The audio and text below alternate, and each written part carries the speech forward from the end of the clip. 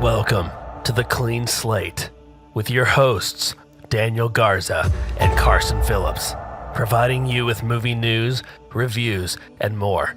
Sit back, relax, and don't forget to go to the concessions to get your popcorn and drinks. For your entertainment, this is the Clean Slate Podcast. Welcome back to the Clean Slate Podcast. I'm Carson Phillips. That dude over there is Daniel Garza. And we're neck deep, baby, into 31 Nights of Halloween. Yeah, so we have a classic horror film for y'all today from the legendary John Carpenter. You know him from Halloween. You know him from The Thing. And now The Fog. Yep. That's what we're reviewing. We've reviewed... I don't know if we've ever reviewed Halloween, have we? Any of them? Not on our Halloween special, nope. It's gonna happen. We got, at least 5 more years of this. Yeah, we're waiting until it gets really bad. Until we really need to hit the deep cuts. Halloween. Or not the deep cuts. Mainstream.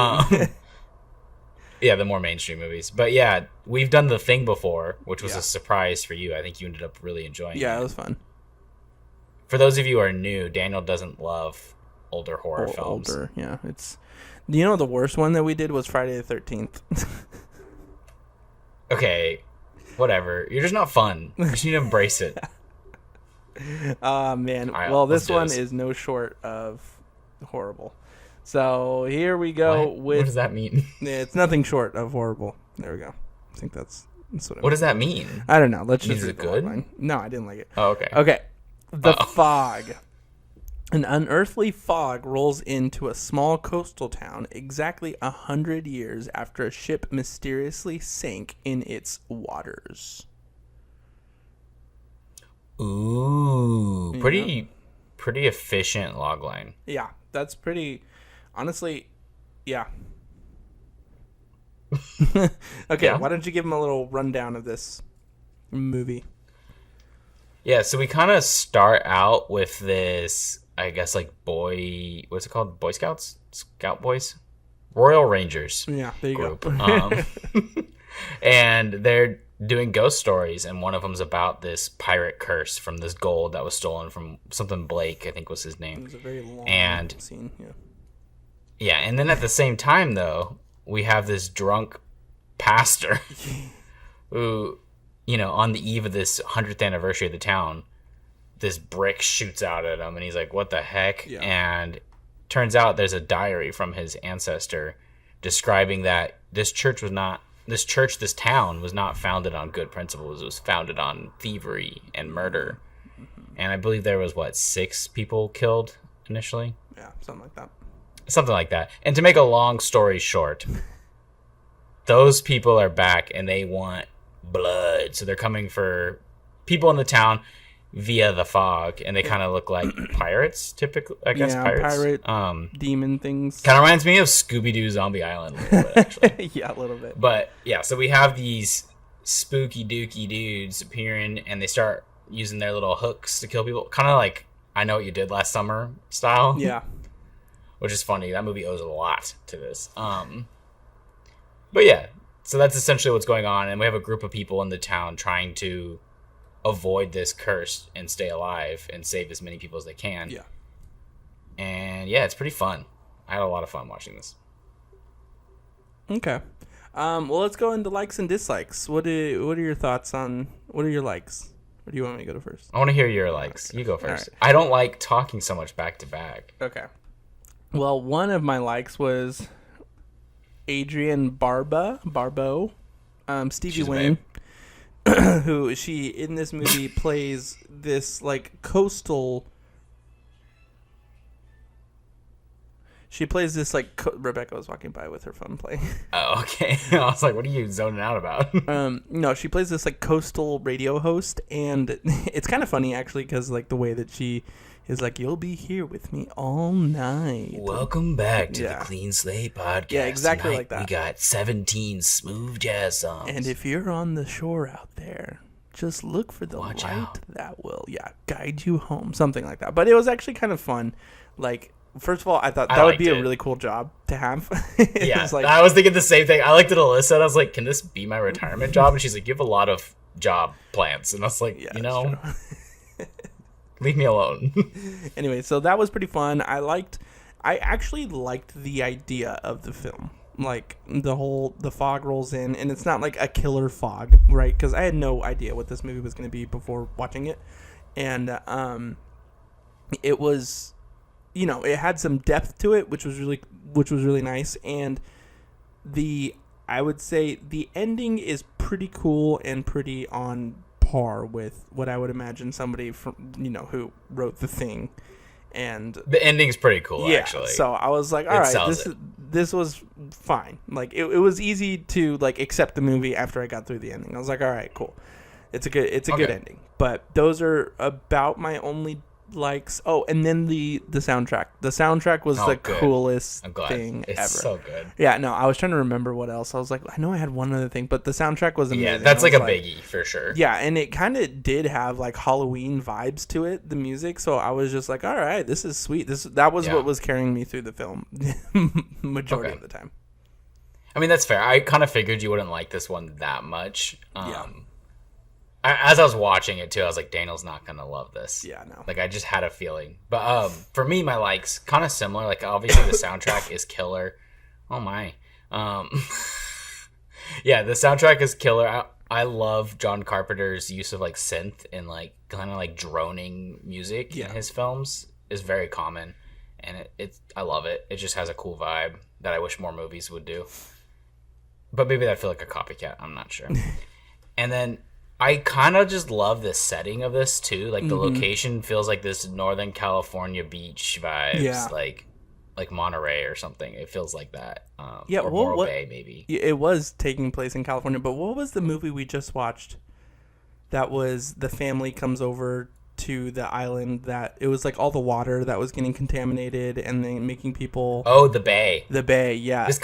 It kind of the Bay owes a little bit to this. Yeah, it had similar vibes to it because it's like a coastal town that's just like small. It's a cool setting for a horror film in general, like a coastal town, and like the lack of people that you're seeing throughout the film like actually makes sense in this case. Like, it doesn't feel like an empty, like, it feels like a lived-in space, but it's still kind of remote. Like, you can get that across really well. So I guess what I'm trying to say is the location I love. I like all the characters. Like, I think they're fun. Like, I actually cared about most of the characters in this, which is rare in a horror film. Yeah.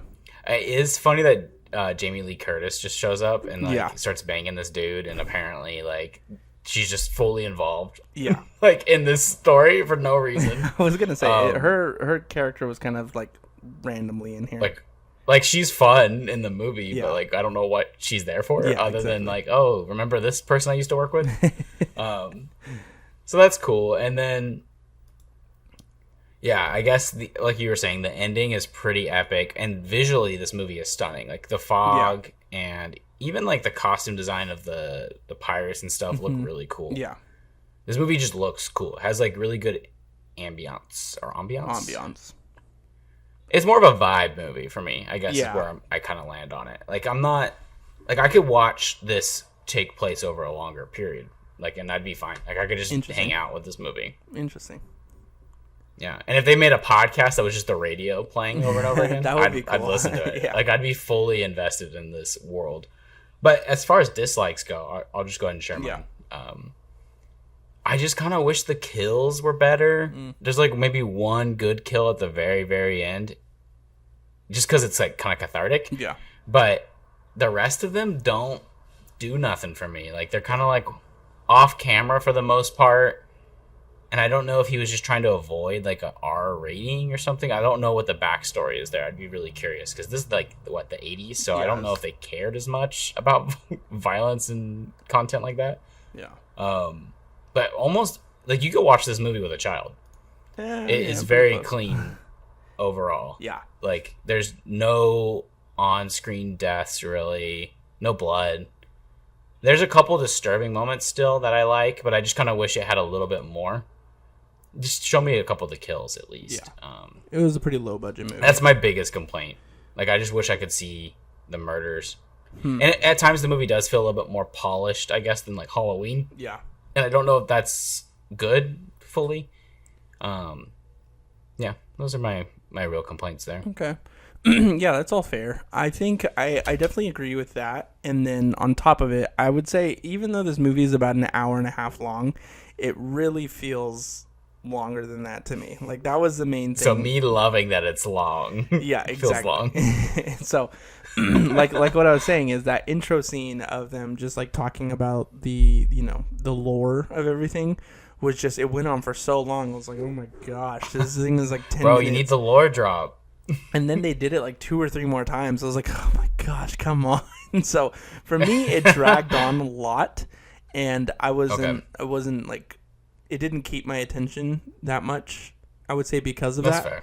fair. But to be fair, I mean, I think that's me being picky, and overall, I would still say that's huge of you to admit. Overall, I think it's still a decent movie to get through and to just check out, because I mean, I think The Fog, I mean, I'm sure it has its stands, but it, to me, I watched the newer version, which I don't think even follows the same plot line or anything. I think it's just the same. The remake does. Oh, okay. It. I watched, but it's that just a long like time it's ago. known as being god awful by most people. Yeah, exactly. So to me, But what we should watch is The Mist. Pretty god awful. Yeah, isn't that the one where they're like stuck in the airport or something, or is that The Fog? Yeah, I kind of like that one. Yeah. Maybe we'll do that one next Halloween. We'll do The Mist. Yeah. So anyway, but other than that, I still think that the pirates are really cool, and the music is great enough to like want to keep you interested in it. What about Scare Factor? Good catch. I almost forgot about it. Scare Factor, I would say probably, I would say about a 7. Wow. It's scary enough. It kind of reminded me of like Prince of Egypt. Remember when like the Holy Spirit comes through and takes their firstborn? That's crazy. It's one of the plagues. Yeah, exactly. Just coming to get you. That's what it felt like. That's fair. I mean, fog can be scary. Like, I remember having fog days living in a campo. Oh yeah. Where I couldn't go to school. Like, I literally couldn't go to school because the fog was thick. so thick. And then the first time you drive in it, you're like, oh my gosh. And you don't realize how much you need fog lights until... Yeah, it could be bad, man. Yeah. So, like, you throw in pirate demons in there, you're in trouble. Yeah, it's a perfect disaster. Actually, one story... I would say 7. I agree with 7. One story I would say about Scary Fog is one time we were taking Rebecca's sister back to school in Oregon, and so we both took, like, a road trip out to Oregon, and I was driving through the night. So we left during the day, and Oregon's, like, right, it's only, like, an 8-hour, 9-hour drive. So we were driving through the day. Yeah, it's not bad. And it came around to like 9, 10 o'clock, and we were on one of these back roads in the mountains, like 2-lane road. And all of a sudden, there was just the thickest fog I have ever seen. And I was like, oh my gosh. I like slowed down because I was like going like 65 or 70. I slowed down to about like 30 because I was just like, dude, I'm not risking it. And some people were taking these turns so quickly. I was like, fast too. Isn't that crazy when scary. It's foggy? So anyway, all right, guys. Well, that is The Fog. You can go rent it. I don't know if is it on anything. It might be on Peacock. It says Movie Sphere by Lionsgate. Oh, okay. Another streaming service for you.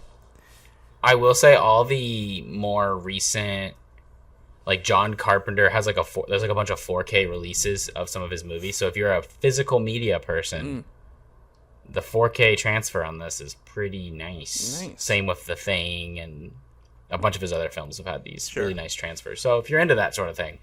Cool. All right, guys. Well, thank you again for stopping by. We are doing 31 nights, afternoons of Halloween, and we will be... It's still kind of like daylight out. Yeah, it's daytime. So we'll be doing this every single day for the entire month, and we are just halfway through. So stick around. We got a lot more movies coming your way, and like, subscribe, comment, and share our podcast. We love it. We love the interaction. So make sure you do that, and we will see you tomorrow for another episode. Toodles. That's a clean slate.